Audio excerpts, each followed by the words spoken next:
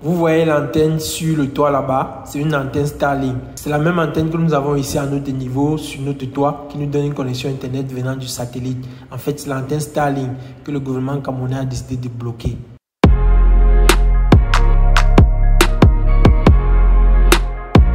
L'antenne Starlink que je vous montrais donc tout à l'heure sur le toit d'un voisin, c'est la même chose que nous avons ici sur notre toit, que nous utilisons pour avoir la connexion au quotidien, pour faire nos travaux, parce que dans cette agence marketing, on a beaucoup de téléchargements à faire, on a des traitements de fichiers à faire, on a un collègue là-bas qui fait le community management, qui gère la page Facebook de plusieurs clients, la page Instagram de plusieurs clients.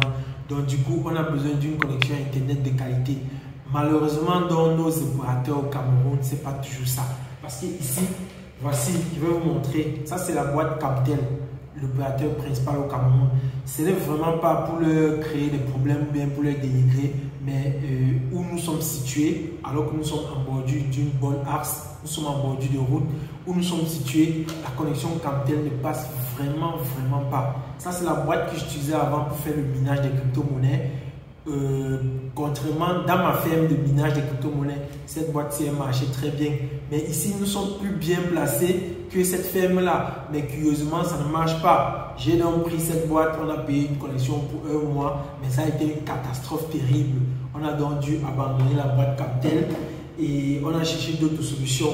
Il y a également MTN Cameroun qui a lancé une promotion en fin d'année et nous avons pris un modem. Vous voyez, c'est encore tout neuf dans son carton ici. On n'a même pas pu utiliser ce modem pendant un mois. Pas de connexion, la connexion vient, ça s'en va, c'est entrecoupé. Alors que quand on achetait, on avait précisé notre local. On avait précisé où est situé notre bureau. Ils nous ont dit oui, ça va marcher là-bas. On a payé la boîte, on a payé la connexion pour un mois. Je vous assure, on n'a même pas pu utiliser la connexion pendant un mois. Et j'ai juste remis ça dans sa boîte et j'ai gardé. Je ne sais pas, peut-être à un moment donné, la connexion va marcher ici à notre niveau. Mais la boîte qui paraît un peu, en fait, la boîte que nous utilisons pour le moment et qui paraît, elle n'est même pas très bonne parce que en matinée, elle marche très bien, mais déjà à partir de 13h jusqu'à 19h, la connexion, tu cliques sur des pages, ça te dit pas de réseau, c'est la connexion Orange.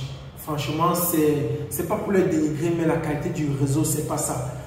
Or, quand vous utilisez dans Starlink, vous êtes satisfait parce que vous mettez votre boîte sur la toiture ou sur une véranda et vous recevez une connexion internet qui vient du satellite. Vous travaillez, mais le flux en termes de débit, de réception et d'émission, vous dites, mais comment tous ces opérateurs, voici les principaux opérateurs du pays, Captel qui est l'opérateur principal, il y a MTN qui est un opérateur également phare, il y a Orange, avec qui on travaille également de temps en temps. Tous ces opérateurs n'arrivent pas à donner une qualité internet satisfaisante. Du coup, on a tendance à se replier vers Starlink, qui est une entreprise américaine, qui est une entreprise vers laquelle la plupart des gens se tournent de plus en plus. Pourquoi? Parce qu'il suffit d'acheter leur kit, de placer ça, de faire une petite configuration et vous avez du Wi-Fi de bonne qualité, vous avez une connexion internet fiable et du très haut débit. Tu vois? Je ne sais pas pourquoi les entreprises locaux n'arrivent pas à satisfaire la clientèle et maintenant quand les gens se tournent vers Starlink, le gouvernement camerounais a décidé que bon voilà, les gens ne peuvent pas acheter des antennes comme ça d'une entreprise, venir implanter ça au pays, commencer à utiliser, payer en ligne et l'entreprise étant aux États-Unis reçoit juste de l'argent. Quelque part, ils ont aussi raison. On ne peut pas avoir des antennes comme ça qu'on paye et on reçoit juste la connexion par satellite et on paye avec les cartes Visa ou Mastercard et l'argent s'en va juste aux États-Unis et le gouvernement camerounais ne gagne absolument rien.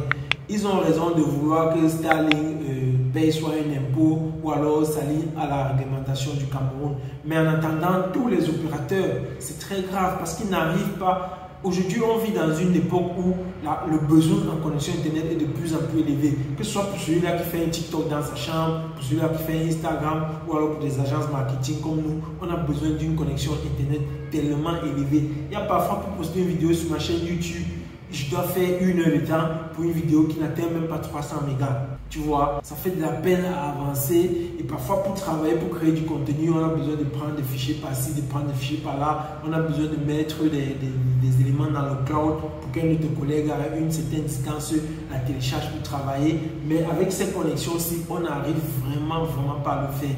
Or, avec la connexion Starlink, vous vous rendez compte que en fait la vie était beaucoup plus facile.